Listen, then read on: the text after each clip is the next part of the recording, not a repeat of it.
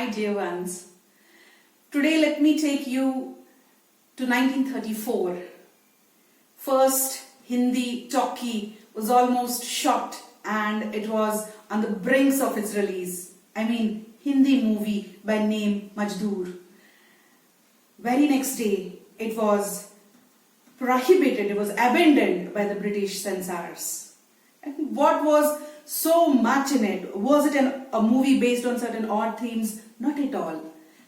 The people who abandoned it were mill owners along with the British censors. So for those times, it was too realistic a movie. What then was the theme in the movie? It was based on mill workers, the laborers working in a mill. And the storyline was quite simple. One brother and his sister had owned this mill or textile factory from their father, and it so happens in the movie that the brother is totally exploiting the laborers and the sister is at the rescue of those poor people. Then what was the thematic appeal in this movie by the writer? The sufferings of the laborers, the suffering of the mill workers of Mumbai. So then who had originated this story, or who was behind this movie? It was none else but Munshi Premchand. It was based on his novel. He was working in a mill and then he was asked to write something about the mill workers, and this is how he came out with Majdoor. But then it was too realistic a movie and it could never be released in the Indian cinema. Who was this Munshi Premchand? Actually, Munshi Premchand is his pen name. He is Dhanpat Rai Srivastav. Let me brief about his biography. He was born in 1880, July 31st in Uttar Pradesh. And then in his childhood, he was schooled at madrasas. So he naturally had an education in Urdu and Persian. Slowly, financial conditions were not so favorable in his life. So he took up a job in a bookshop so that he could develop reading. He had reading as his greatest hobby, and then this was one of the opportunities for him to come across many books in the library, and this interest continued, and as he grew up as a youth he became a writer in Hindi. So now Munshi Premchand has almost composed more than a dozen novels in Hindi. He has written almost 250 short stories. He has written a few essays also. Initially, most of these stories and novels were in the Hindi Urdu version, and then he himself translated those in Hindi in order to reach a wider reading public. Then what is special about Munshi Premchand? He was the first Hindi modern writer. He was the first to make realistic writing as his genre for the first time in 20th century Hindi writing. So this credit goes to Munshi. Now I remember him because somewhere when I read Matthew Arnold, I remember Munshi Premchand also. Actually, before he could have Munshi Premchand as his pen name, he also was called as Nawab. It was the name or the honor given by his uncle who was a landlord. But then later, when the reading public started calling him Munshi, he ended up his pen name as Munshi Premchand. So, why are we discussing him today?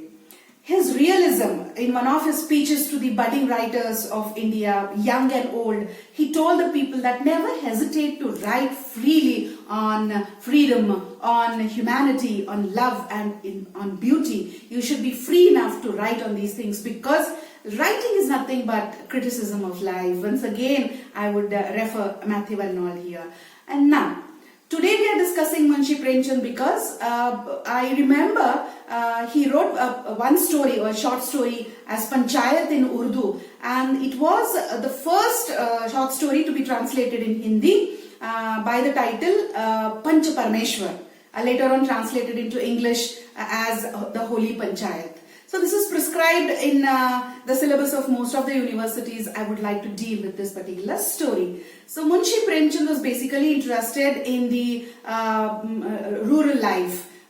He was interested in the rural life not because he was brought up like that, but then by 1930s, by 1925-30s, he has entered the Indian national movement or Indian freedom movement along with Gandhiji, along with Tilak, along with Bipin Chandra Pal. So Lala Lajpat Roy, he had a sense of Gandhism in him. He used to follow Gandhi to many villages of India, across many villages of India. He could see the sufferings of the poor people, and somewhere in his heart he had a fascination for village, its system, its purity still being sustained even amidst the British rule in India. So now this particular story, the Holy Panchayat, surrounds around a certain village. Let me brief the story, and then by the end let us discuss what is it that is really highlighted in the movie by Munshi Premchand. So the story begins in a village. There are two friends, Juman Sheikh and Algu Chowdhury. One is a Muslim, one is a Hindu. They're childhood friends, and we see that they are going to school together. Juman Sheikh's father, Jumrati, is a teacher, and naturally that heritage is there in the blood of Juman Sheikh. But then Algu Chowdhury is not so much interested in schooling, so he often does some odd jobs. He's interested in doing some business, in earning money, and somehow he's very regular to the schools. But the worldly knowledge that Algu Chowdhury has, somewhere that Juman Sheikh doesn't have. No doubt Juman Sheikh has earned a very good name in learning. At the same time, Algu Chowdhury has earned a very good name in socializing. So now, on one side, there is a friend who is so much involved in the affairs of the society. On the other side, there is a man, there is another friend who is so much involved in learning and coming out with great things in life. So this is how the story continues, and we also see that they belong to two different religions. They maintain a kind of a sanctity or a kind of a special distance between them. None of them interferes into each other's religion or cultural habits, food, etc. But then, whenever Juman Sheikh goes to Hajj, Algu Chowdhury comes forward and takes care of his family. And whenever Algu Chowdhury is out of the station, out of the village, Juman Sheikh takes care of his family. So this is the kind of bond which is very popular in the entire village. And the story proceeds. Juman Sheikh has a wife who is Kariman, and then he also has an old aunt who doesn't have anybody to depend upon. So she is staying with Juman Sheikh and Kariman. But there is a condition there. Like if she wants to stay with Juman Sheikh and Kariman, she has to give a piece of land that she has to surrender it to Juman Sheikh in the hope that he will look after her because she has given a property to him. But then as days pass, when she had given the land to them under their control, she was quite old, so Kariman will be dreaming that very soon the old lady will die and the land will automatically belong to them forever. But then this doesn't happen. The aunt is very healthy and she lives for a long time with them, and then Kariman is so tired of the aunt for no reason, but she's tired of the third person in the family. She doesn't feed her properly. Like there are instances where she's served rice but there is no ghee on it. Now that because of this kind of a discrimination in the family, the old aunt complains to Juman Sheikh. Juman Sheikh initially tries to tell his wife, and he begs her rather to take proper request because she's an old woman, but then Kariman is stubborn. She does the same thing for a long time. Now, the aunt is very tired of this, and she goes to Juman Sheikh one day and she tells, please give me back my land. I will live on my own and I don't want to suffer because you both have lost all the interest, and you people don't shower any love on me now. I want to get back my land so that I can live on my own, or I can depend on somebody else. But then Juman Sheikh says no, because he has spent more money than what the present cost of the land is on the aunt. This is what he feels, and he says, it's already mine now. I've spent a lot on you, so I cannot give you the land. She weeps a lot, she begs, she falls to their feet, but no, she doesn't get her land. Now she goes into the village and she meets many elders, and she requests them and asks them to persuade Juman Sheikh to hand over the land. But then Juman Sheikh is such an influential person in the village. He always keeps bribing people. He keeps giving gifts to people. So nobody wants to stand against him because the aunt is very old, and they instead tell the aunt that why do you want the land now? Better stay with them.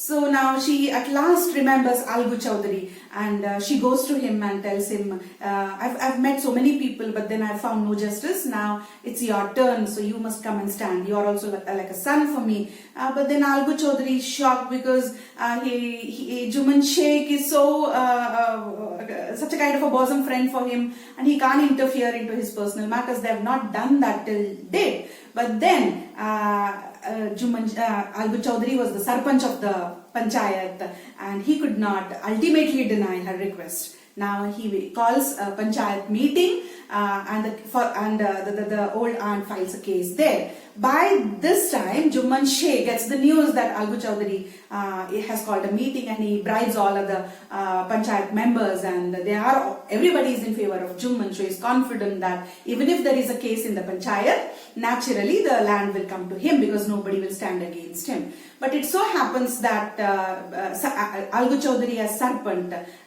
give the justice in favor of the aunt, and Juman is forced to give the land to the aunt. So because of this strange incident cropping up in their lives, the friendship is broken. They get departed. There is so much of misunderstanding between them that Juman Sheikh thinks that Algu Chowdhury has stabbed him behind his back. But Algu Chowdhury, he thinks that it was the time to give justice, and he stood for the justice because justice was far superior than friendship or relation or any kind of a bond. Now, there is a strange turn again in the story. A few months pass, and Algu Chowdhury has totally concentrated on his business. He has bought some land, and he wants oxen to plough the field. He has gone into the village fair, and he has bought a couple of oxen, and then life is quite moving smoothly. But what happens? One bad day, one ox dies and the other ox is left alone. So now he thinks, what am I going to do with one ox? So let me sell it off.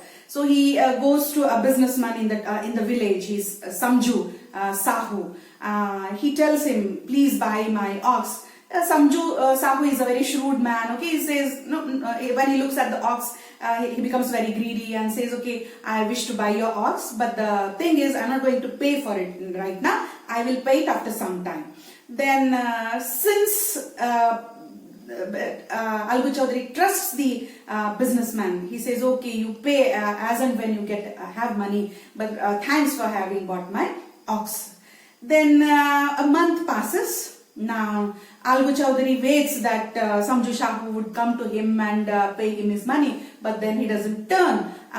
Then he goes to Samju Sahu and asks for his money. He says, you have cheated me, Algu, you have cheated me, because the ox that you gave to me was quite a weakling and it never was useful to me. It had never worked for me, and very soon it passed away. It has died now. I don't have any ox with me now to pay for you. But then Algu Chowdhury knew that it was a very good ox. It was in a very healthy state when he sold it. So he comes to know from someone that Samju Sahu had not fed the cow properly, and he had made it work day and night, and it was diseased and it had died. Algu feels very bad, but then he sticks to the point. He says, you must pay my money because I know how honest I was when I sold my ox to you. Now, when Samju Sahu doesn't come ahead to pay his money, Algu goes to the Panchayat. He files a case in the Panchayat, and the times had turned. Now Juman Sheikh was the Sarpanch of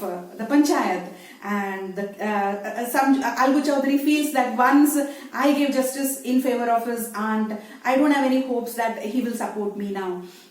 But it so happens that when both the people talk in the Panchayat, Juman Sheikh is so much moved by the case that he warns Samju Sahu to pay Algu Chowdhury, and the case is on the side of Algu Chowdhury. And it is such a sentimental situation for both of them that they're standing and weeping in front of each other, because now Juman Sheikh had realized why one fine day Algu Chowdhury had to do that, because when he stood for justice, he stood for justice and nothing else. And when Juman Sheikh stood for justice, he also stood for justice and nothing else.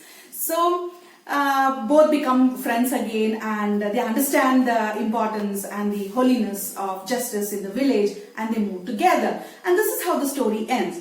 But what is highlighted by Premchand in this story is that law or justice is equal to God. That is why the title is given as the Holy Panchayat. And even in Hindi you have the title as Panch Parameshwar. So these kinds of realistic themes were brought up by Munshi Premchand in all his novels, in all his short stories. And his stories are so beautifully structured that they create an interest, of course, in the adults, but also children love to read Munshi Chand. So Munshi Premchand has a very special place in Hindi and English literature, in Indian English literature, because he is one such author who wants to speak of the nakedness of society, but he speaks it in a very soft, in a very beautiful manner without hurting anybody. So people love to read Munshi Premchand. So in the forthcoming videos, we will again deal with some other Indian English writer who has upheld Indian morale, who has upheld the rich heritage of India, which is slowly vanishing today. Hope you enjoyed this session. Thank you.